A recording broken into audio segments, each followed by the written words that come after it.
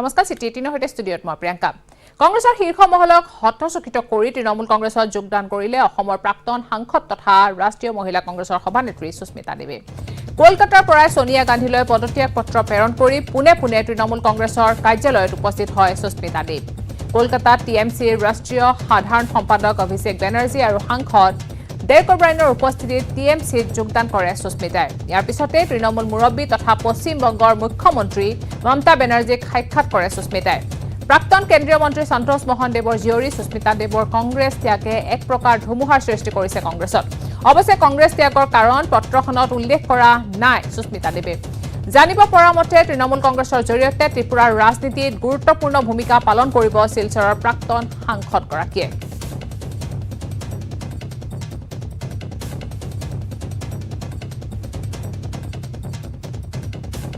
কংগ্ৰেছৰ শীৰ্ষ মহলক হতচকিত কৰি তৃণমূল কংগ্ৰেছত যোগদান কৰিলে অসমৰ প্ৰাক্তন সাংসদ তথা ৰাষ্ট্ৰীয় মহিলা কংগ্ৰেছৰ সভানেত্ৰী সুস্মিতা দেৱে কলকাতাৰ পৰা সোনিয়া গান্ধীলৈ পদত্যাগ পত্ৰ প্ৰেৰণ কৰি পুনে তৃণমূল কংগ্ৰেছৰ কাৰ্যালয়ত উপস্থিত হয় সুস্মিতা দেৱ কলকাতাত টিএমচিৰ ৰাষ্ট্ৰীয় সাধাৰণ সম্পাদক অভিষেক বেনাৰ্জী আৰু সাংসদ ডেৰেক অ'ব্ৰায়েনৰ উপস্থিতিত টিএমচিত যোগদান কৰে সুস্মিতা দেৱে আৰু ইয়াৰ পিছতে তৃণমূল মুৰব্বী তথা পশ্চিম বংগৰ মুখ্যমন্ত্ৰী মমতা বেনাৰ্জীকো সাক্ষাৎ কৰে সুস্মিতাই প্ৰাক্তন কেন্দ্ৰীয় মন্ত্ৰী সন্তোষ মোহন দেৱৰ জীয়ৰী সুস্মিতা দেৱৰ কংগ্ৰেছ ত্যাগে এক প্ৰকাৰ ধুমুহাৰ সৃষ্টি কৰিছে কংগ্ৰেছত Kolkata this morning accompanied by Honorable Member of Parliament Derek O'Brien. I had the opportunity to meet Abhishek Banerjee, who's the General Secretary of All India Trinamool Congress. It was a very good discussion. He has excellent vision and clarity for the party. And after that, all three of us went to meet the Honorable Chief Minister of West Bengal at her office. It was an excellent discussion. Clearly, she has an excellent future vision for the party, and I hope to be helpful in that regard.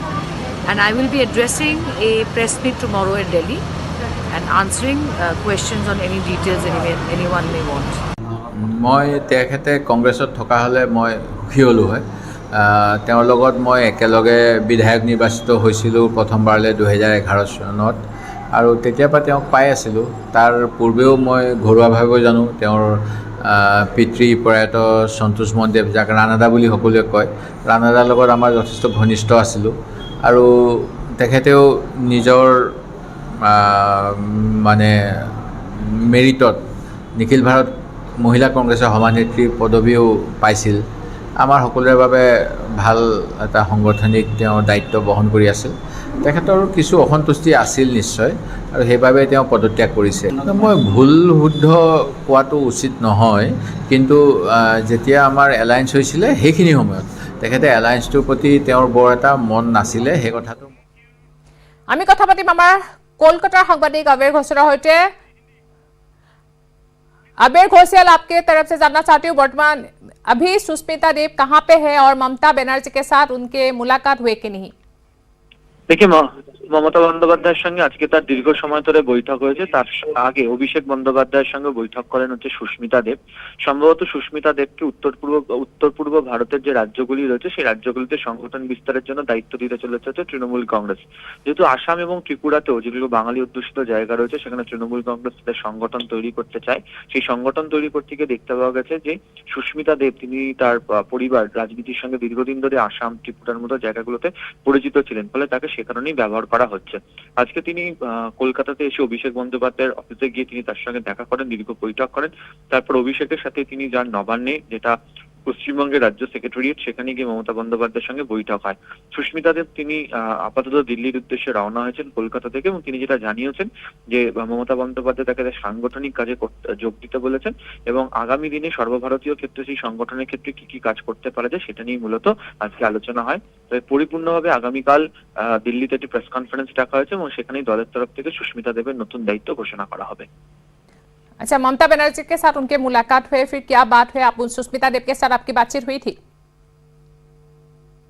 সাথে দীর্ঘ সময় ধরে আজকে কথা হয়েছে প্রায় 1 ঘন্টারও বেশি সময় ধরে মমতা বন্দ্যোপাধ্যায়ের সঙ্গে সুস্মিতা দেবের কথা হয়েছে বৈঠক হয়েছে মুখোমুখি বসে বৈঠক হয়েছে এবং সেখানে অভিষেক বন্দ্যোপাধ্যায় উপস্থিত ছিলেন हाँ तृणमूल कांग्रेस में क्या दायित्व दे रहे हैं ये कुछ है कि आपके हाथ में खबर क्या? উত্তর পূর্ব ভারতের সংগঠন তৈরির দায়িত্ব তাকে দেওয়া হবে, যেহেতু বাঙালি অধ্যুষিত এই রাজ্যগুলোতে মহিলা ভোটাররা অনেক বেশি তাদের উপর নির্ভর করে থাকছে হচ্ছে তৃণমূল কংগ্রেস, যেটা পশ্চিমবাংলা নির্বাচনে দেখতে পাওয়া গিয়েছিল। এবং সুস্মিতা দেব কংগ্রেসের হয়ে যেহেতু দীর্ঘদিন ধরে মহিলা সংগঠনকে সামলাতেন, ফলে তার সেই কাজের অভিজ্ঞতাকে তৃণমূল কংগ্রেস কাজে লাগাতে চাইছে সর্বভারতীয় ক্ষেত্রে উত্তর পূর্ব ভারতের বিভিন্ন রাজ্যগুলিতে। আচ্ছা, বহুত বহুত ধন্যবাদ, থ্যাংক ইউ।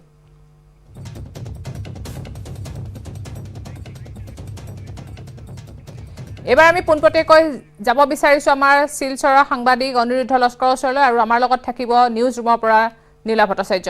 আমি প্ৰথমতে যাম অনিৰুদ্ধ, আপোনাৰ ওচৰলৈ আহিছোঁ। শিলচৰৰ প্ৰাক্তন সাংসদ সুস্মিতা দেৱৰ পদত্যাগৰ পিছত এতিয়া বৰাকত কংগ্ৰেছৰ অৱস্থা অধিক বেয়া হ'ব নেকি? হয় প্ৰিয়ংকা, আজি আমি যেতিয়া খবৰটো পালোঁ, খবৰ পোৱাৰ পিছত আমি কাছাৰ জিলাৰ যে হেডকোৱাৰ্টাৰ যিটো কৈ ইন্দিৰা ভৱনত গৈছোঁ, শিলচৰত ইন্দিৰা ভৱনত, তাতে চবকেইজন নেতাসকল আহিছে, লিডাৰবিলাক, ইউথ লিডাৰ চব আহিছে। ইয়াতে চবৰ এক কথাত এটাই ইয়ে আছিলে যে আমাৰ কাৰণে এটা ডাঙৰ লছটো হ'বই, কিন্তু আমাৰ আগবাঢ়ি যাব লাগিব।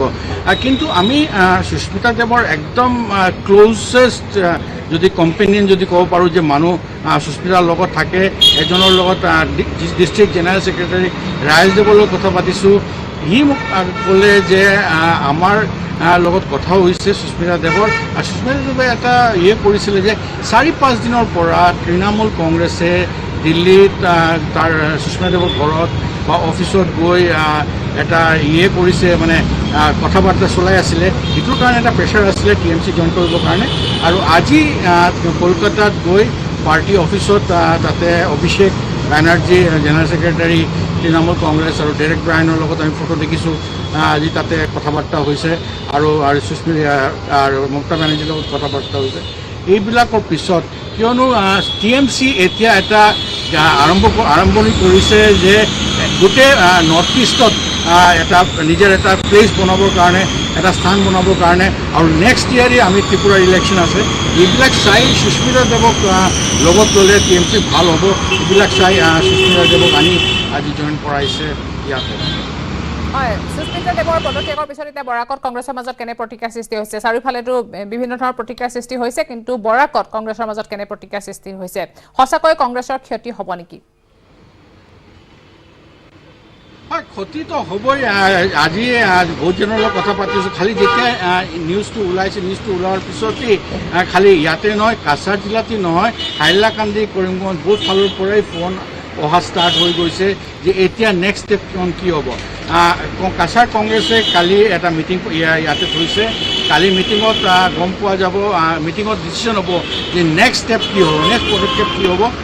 যেতিয়া সুস্মিতা TMC জইন কৰি লৈছে, কিয়নো খালি এইটোৱেই নহয়, সুস্মিতাৰ লগত বহুত কেইজন আছিলে, বহুত কেইজন নেতাসকল। আমি প্ৰশ্ন সুধিছিলোঁ যে সুস্মিতাৰ লগত TMC কোনোবা মানুহ আছে যে জইন কৰিব সুস্মিতাৰ লগত গৈ, এইবিলাক স্পষ্ট হোৱা নাই। কিন্তু এনেদৰেও আছে যে বহুতজন সুস্মিতাৰ লগতো যাব আগামী দিনত। প্ৰিয়ংকা। হয় অনিৰুদ্ধ, আপুনি লাইনতে থাকক। আমি এবাৰ যাব বিচাৰিছোঁ নিউজ ৰুমলৈ। আমাৰ লগত আছে এছ'চিয়েট এডিটৰ জ্যেষ্ঠ সাংবাদিক নীলা ভট্টাচাৰ্য। নীলা ভট্ট, আপোনাৰ ওচৰলৈ আহিছোঁ। সুস্মিতা দেৱৰ কংগ্ৰেছ ত্যাগৰ আৰু ৰাজনীতি কি হ'ব পাৰে বুলি আপুনি ভাবে? তৃণমূল কংগ্ৰেছে সুস্মিতাক অসমৰ দায়িত্ব দিব পাৰে নেকি?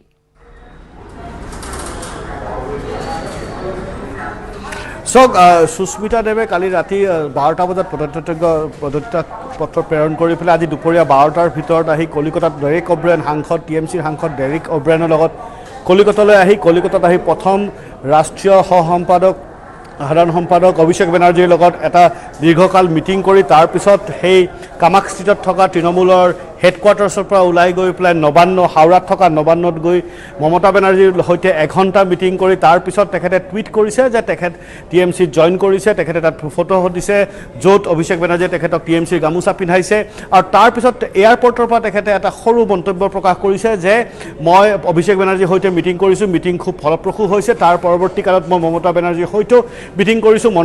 মমতা বেনাৰ্জীৰ যি দৃষ্টিকোণ বা যি অবজেক্টিভছ খুব পোনপটীয়া খুব ফ'কাছড আৰু সেয়া তেখেতৰ ভাল লাগিলে আৰু তেখেতে বৰ্তমান TMC বা তৃণমূল কংগ্ৰেছত তেখেতে যোগদান কৰিছে আৰু অহাকালিলৈ দিল্লী 1 বজাত তেখেতৰ এক প্ৰেছ বিবৃতি আছে তাত তেখেতে ক'ব বা সাংবাদিকৰ প্ৰশ্নৰ উত্তৰ দিব য'ত কিহৰ কাৰণে তেখেতে কংগ্ৰেছ ত্যাগ কৰিলে কি আশাত তেখেতে তৃণমূল কংগ্ৰেছত যোগদান দিছে সেইখিনি স্পষ্ট হ'ব কিন্তু এটা কথা যে এইটো হঠাতে লোৱা এটা কোনো নিৰ্ণয় নহয় কোনো এটা ছাডেন ডিচিশ্যন নহয় ইয়াৰ পিছত বহু দিনৰ TMCৰ লগত যোগাযোগ আছিলে সুস্মিতা দেৱৰ আৰু তাৰ আগতে কওঁ যে অসমৰ নিৰ্বাচনৰ ঠিক আগতে সুস্মিতা দেৱে বৰাকত যি ধৰণে টিকেট বিতৰণ কৰা হৈছিলে কংগ্ৰেছৰ তাত তেখেতে খুব প্ৰকাশ কৰিছিলে তেখেতে কৈছিলে যে তেখেতৰ বহুত কেণ্ডিডেটৰ নাম তাত কংগ্ৰেছৰ কেণ্ডিডেটৰ নাম দিয়া হোৱা নাই আৰু AIODFৰ লগত যিটো কোৱালিশ্যন গ্ৰেণ্ড এলায়েন্সত সেইটোৰো তেখেতে তীব্ৰ বিৰোধিতা কৰিছিলে তাৰ মাজতে এটা কথা ওলাইছিলে যে এই বিষয় লৈ তেখেতে নিজৰ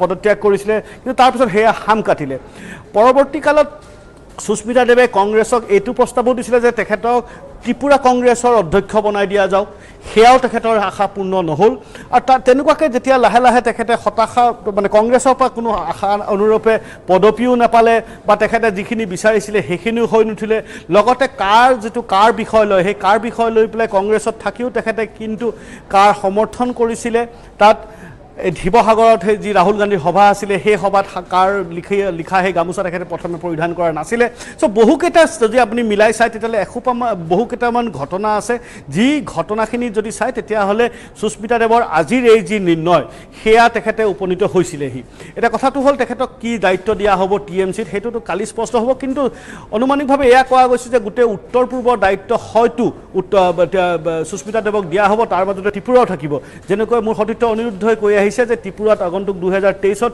নিৰ্বাচন আছে এছেম্বলি ইলেকশ্যনছ আছে আৰু তাত তৃণমূলে ইতিমধ্যে খেলা হবে যি কনচেপ্ট সেই কনচেপ্ট লৈ ত্ৰিপুৰাত গৈ পেলাই উপস্থিত হৈছেহি ত্ৰিপুৰাত তৃণমূলৰ বহু সাংসদ গৈ পেলাই তাত গৈ পেলাই খোপনি পাতিছে আৰু তাত সেই কামবোৰ আগুৱাই লৈ যোৱা হৈছে এতিয়া তৃণমূলত থাকি সুস্মিতা দেৱক তৃণমূলৰ ৰাজ্যসভা সাংসদৰ এটা পদ খালীও আছে হয়তো তেখেতক সেই সাংসদৰ ৰাজ্যসভালৈ লৈ যোৱা হ'ব পৰৱৰ্তী কালত ত্ৰিপুৰা নিৰ্বাচনত আমি সুস্মিতা দেৱক তাৰ তৃণমূলৰ নেতৃত্ব দিয়াৰো আমি এটা সম্ভাৱনা নুই কৰিব নোৱাৰোঁ যিহেতু সুস্মিতা দেৱ 4th জেনাৰেশ্যন কংগ্ৰেছী আৰু তেখেতৰ দেউতাক সন্তোষ মোহন দেৱ দুবাৰকৈ ত্ৰিপুৰাৰ পৰা নিৰ্বাচিত হৈ আহিছে চ' দেৱ পৰিয়ালৰ নাম ত্ৰিপুৰাত কোনো অপৰিচিত নাম নহয় সকলোৱে তেখেতক জানে সন্তোষ মোহন দেৱৰ এতিয়াও বহুত ভক্তি কৰা শ্ৰদ্ধা কৰা মানুহ ত্ৰিপুৰাত আছে চ' এই যে আজি যি ৰাজনীতিক ডেভেলপমেণ্টখিনি যদি আপুনি চায় সুস্মিতা দেৱক কংগ্ৰেছ এৰি তৃণমূল কংগ্ৰেছত জইন কৰা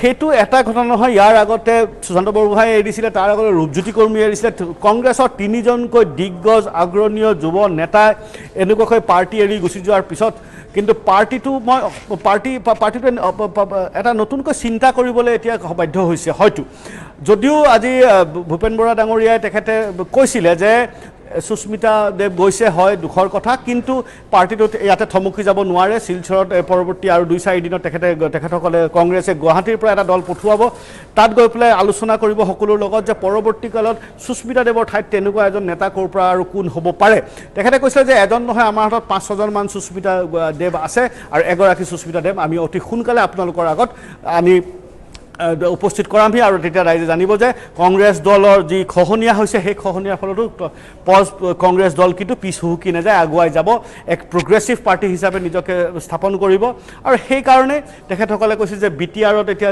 কংগ্ৰেছে দেখুৱাইছে যে BTR খালী হৈ যোৱাৰ পিছতো কংগ্ৰেছে কেনেকৈ আগুৱাই আহিছে তো নিশ্চয়কৈ এই সুস্মিতা দেৱৰ আজি তৃণমূল কংগ্ৰেছ জইন কৰাৰ পিছত যিখিনি ডেভেলপমেণ্ট হৈছে সেই ডেভেলপমেণ্টখিনি খুব উল্লেখনীয় আৰু কালি 1 বজাত দিল্লীত ডেৰেক অ'ব্ৰেনৰ সৈতে তেখেতৰ যি প্ৰেছ কনফাৰেন্স আছে যে সেই প্ৰেছ কনফাৰেন্সৰ বাকীখিনি কথা যিখিনি হয়তো তেখেতে এতিয়াও কোৱা নাই আমাক বা ৰাইজক জনাই দিয়া নাই সেইখিনি তাত খোলাচা হ'ব হয় ধন্যবাদ জনাইছোঁ নীলভট্ট আপোনাক ধন্যবাদ জনাইছোঁ অনিৰুদ্ধক ধন্যবাদ জনাইছোঁ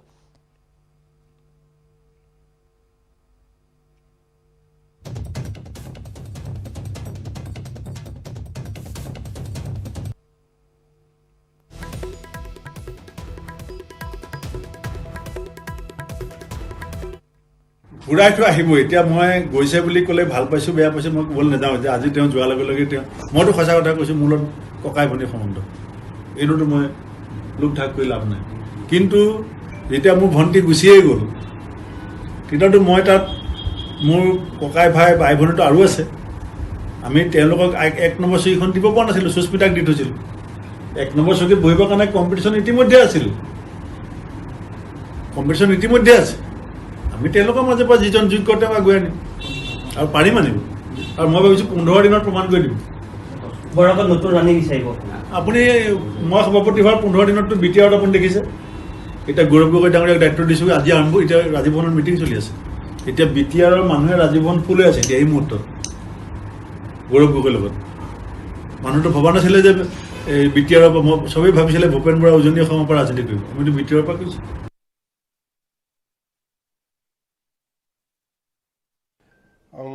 এই সুস্মিতা দেৱে কংগ্ৰেছৰ পৰা পদত্যাগ কৰা বাতৰিটো পাই অতি মৰ্মাহত হৈছোঁ।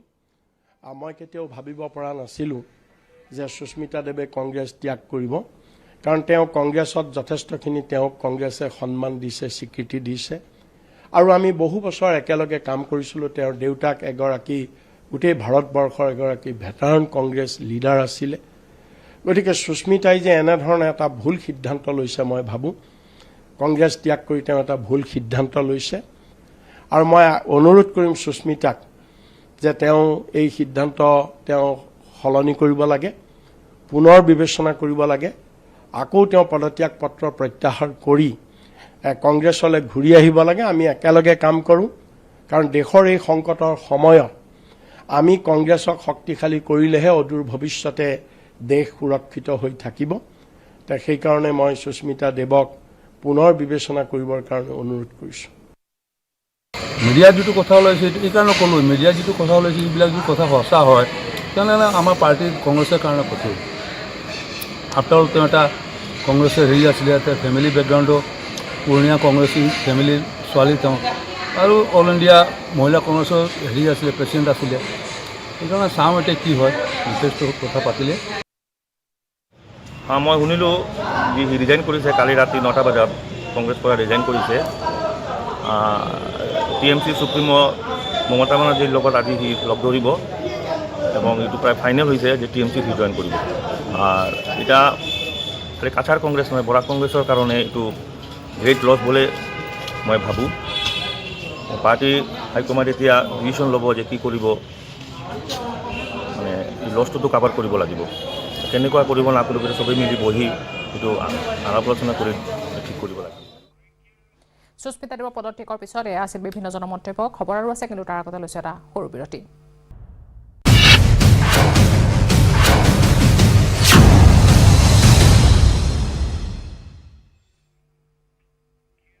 তালিবানে সম্পূৰ্ণৰূপে দখললৈ আনিলে আফগানিস্তান। ইয়াৰ লগে লগে চৰম অৰাজক পৰিস্থিতিৰ সৃষ্টি হৈছে আফগানিস্তানত। দেশ এৰি বহিৰাষ্ট্ৰলৈ পলায়ন কৰিবলৈ উদ্গ্ৰীৱ হৈ পৰিছে আফগানিস্তানৰ বহু নাগৰিকৰ লগতে দেশখনত কৰ্মৰত আন আন দেশৰ লোকসকল। এনেদৰে বহিৰাজ্যলৈ যাবলৈ ওলোৱা মানুহৰ বাবে চৰম অৰাজক পৰিস্থিতিৰ সৃষ্টি হয় কাবুলৰ বিমানবন্দৰত। শ লোকে বিমানবন্দৰত সৃষ্টি কৰে অভাৱনীয় পৰিস্থিতিৰ। আনকি তালিবান আৰু আমেৰিকান সেনাই চলোৱা গুলীত নিহত হয় 5জন লোক। চলন্ত বিমানৰ পৰা সৰি পৰে 2জনকৈ যাত্ৰী। ইফালে আফগানিস্তানৰ সংসদ ভৱন আজি দখল কৰে তালিবান সন্ত্ৰাসবাদীয়ে। যুদ্ধ শেষ হ'ল বুলি অভিহিত কৰি তালিবানৰ মুখপাত্ৰই কয় যে এতিয়া প্ৰয়োজন সকলোৰে সহযোগিতাৰ। তালিবানৰ আফগান দখলৰ পিছত সমগ্ৰ বিশ্বত সৃষ্টি হৈছে বিৰূপ প্ৰতিক্ৰিয়া।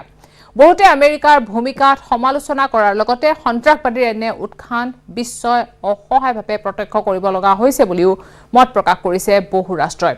ইফালে তালিবানক সহযোগিতা কৰা হ'ব বুলি তাৎপৰ্যপূৰ্ণ মন্তব্য কৰিছে চীনে। তালিবানৰ সমৰ্থনত মন্তব্য কৰিছে পাকিস্তানৰ প্ৰধানমন্ত্ৰী ইমৰান খানে। ইফালে ভাৰতৰ বহু কূটনীতিবিদ আৰু বিষয়া কাবুলত এই পৰ্যন্ত আবদ্ধ হৈ আছে।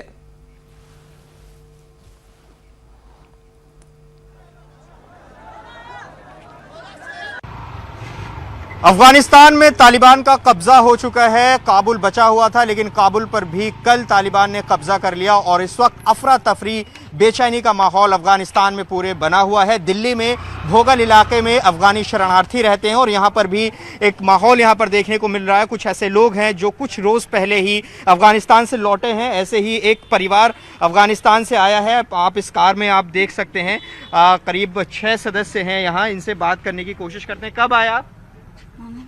अफगानिस्तान जंग है। क्या? अफगानिस्तान जंग है। कब आए आप वहाँ से? देखिए ये कह रहे हैं अफगानिस्तान में जंग है, लेकिन अहमद हैं जो इन्हें कोऑर्डिनेट कर रहे हैं और ये हमें बताएंगे कि ये कौन लोग हैं, कब आए हैं और यहाँ अब कहाँ जा रहे हैं। अहमद थोड़ा आगे आइए, इनके बारे में बताइए और अभी क्या हालात चल रहे हैं। अभी तो ये फैमिली भी 4 दिन हो गया अफगानिस्तान से आया था, क्योंकि काबुल से बहुत लड़ाई चल रही है और इसका फैमिली बाहर है, इसलिए सिक्योरिटी के लिए ये हिंदुस्तान आया है। क्या इन लोगों ने बताया, क्योंकि बिल्कुल अभी लौटे हैं, आप बता रहे हैं 4 दिन पहले, वहाँ भी क्या हालात हैं, क्या लोग बता रहे हैं, क्या वापस जाने की कोई संभावना है वहाँ पर? वापस तो नहीं जाएंगे क्योंकि अभी हालत बहुत बड़ा है। छोटा बच्चे का जब तो लड़की का जवान है, जब ये तालिबान देता है इसका बोलता है तो मेरा साथ भी चलो। अच्छा। जब इसका कोई फैमिली का मेल है तो उसका गोली मारता है। अच्छा। तो इसलिए इसका तालिबान के ऐसे ताल्लुकात इस प्लानिंग ऐसे है। तो ये लोग डर की वजह से लौटे? जी जी, क्योंकि इसका प्रोविंस में बहुत जंग है, बाहर ज़िंदगी नहीं है, स्कूल नहीं जा रहा है, इसलिए तो जब काबुल से पॉपुलेशन भी ज़्यादा हो गया, उधर भी सेफ नहीं है। आप कुछ बोल सकते हैं, पढ़ते हैं आप वहाँ पे? तालिबान अच्छा, तालिबान नहीं जानता है, नहीं छोड़ेंगे तो स्कूल जा रहे, स्कूल पढ़ाई के वो बोलता है जब स्कूल जा रहे उधर तालिबान है, तालिबान के अभी ये परिवार कहाँ जा रहा है और क्या आप इन्हें कुछ फॉर्मेलिटीज करने वाले? नहीं, इधर तो एम्बेसी जा रही है, बोलता है इससे यूएन का रजिस्टर को होता है। अच्छा अच्छा, यूएन तो आगे लीगल प्रोसीडिंग के लिए जी जी जी जी जी जी, इसलिए आप अपना एक बार परिचय दे दें अहमद, आप किस तरह से इनको कोऑर्डिनेट कर रहे हैं? तो इसलिए कि इसका लैंग्वेज नहीं आता है, मैं इसके साथ जा रहा हूँ लैंग्वेज के ट्रांसलेटर, एक तरह से ट्रांसलेटर के तौर पर आप इनके साथ हैं। जी। देखिए ये पूरा परिवार है, ये बोल नहीं पा रहे हैं, 4 दिन पहले ये आए हैं। देखिए छोटे छोटे बच्चे आप अगर देखेंगे कार में, साफ तौर पर इनकी आंखों में वो डर, वो खौफ देखा जा सकता है जो इन्होंने अफगानिस्तान में देखा, और जिस तरह के हालात और तस्वीरें ताज़ा अफगानिस्तान से आ रही हैं वो डराने वाली हैं। निश्चित तौर पर जिस तरह से वहाँ लोगों में एक डर है, डर के बाद लोग अलग अलग देशों में शरण ले रहे हैं। भारत भी एक बड़ा डेस्टिनेशन है और यहाँ पहले से ही अफगानी शरणार्थी रहते हैं और ये परिवार भी 4 दिन पहले पहुँचा है। अहमद बता रहे हैं कि यहाँ ये 4 दिन पहले आए और जो बच्ची है वो पढ़ने जाती है। अहमद ने बताया कि तालिबान जो है वो उसको ले जाना चाहते थे। तो आप समझ सकते हैं कि किस कदर हालात जो हैं वो अफगानिस्तान में ख़राब हो चले हैं और भारत एक बड़ी जगह ऐसे लोगों को दिखाई दे रही है कि वो यहाँ शरण ले सके। पहले से ही सालों से यहाँ पर हज़ारों अफगानी शरणार्थी रहते हैं, लेकिन अब और लोग यहाँ पर पहुँच रहे हैं। कैमरा पर्सन विकास ठाकुर के साथ जावेद मंसूरी, न्यूज़ 18 इंडिया, दिल्ली। अभी बता नहीं सकते क्योंकि टाइम लगता है। अभी आप देखना पड़ेगा कि इनका सोच और विचार वही है जो पुराने हैं, वो बदल चुके हैं। लेकिन इस तरीके से अशरफ गनी ने इस तरीके से कर दिया, एकदम ये तो अशरफ गनी और उसका टीम जो था और वो एक गद्दार है। उन्होंने ये अफगानिस्तान के साथ गद्दारी किया, अफगानिस्तान के लोगों के साथ गद्दारी किया और तारीख उनको माफ नहीं करे। The situation, Taliban just came in to the capital in Kabul, and now they're saying that the government is going to go from one side to another with peace. It's going to be peacefully without any war or any. That's an official statement we read everywhere. You tell me, what did you see around you when you left the city? I saw nothing. There was just like a little bit of traffic going on. Like the cars were more than usual, and the people were just going to the banks and taking out the money because there is disbelief among the people, and yeah, just that. No violence or any untoward thing that you saw? I didn't see any violence, but I cannot say that there was not violence. I just didn't see it. খবৰ আৰু আছে কিন্তু তাৰ আগতে লৈছো পুনৰ এটা বিৰতি। निर्माण की पावर स्वैग, चल शुरू हो जा। माय टन कर दे सब कुछ ऑन ट्रैक, स्ट्रॉन्ग है माय टन, फ्लेक्सिबल है माय टन, बड़ा समझदार, निर्माण और मानदंड माय टन।